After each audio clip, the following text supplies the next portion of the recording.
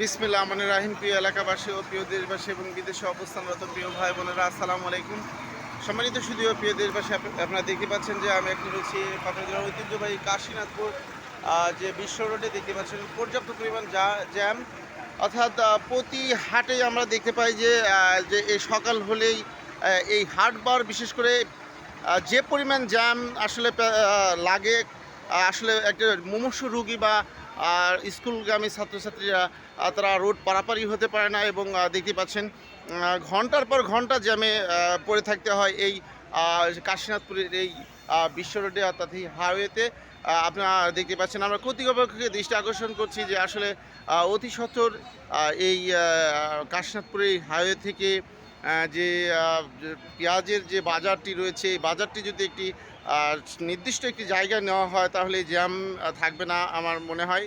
এছাড়াও আসলে 4 লেন করা জরুরি এই কাশীনাথপুরের এই বিশ্ব রোড থেকে, অর্থাৎ পল্লী বিদ্যুৎ থেকে কাশীনাথপুর ফুলবাগান পর্যন্ত। সম্মানিত সুধী প্রিয় দেশবাসী, আপনারা দেখতে পাচ্ছেন আমরা আসলে কাশীনাথপুর আর যে এই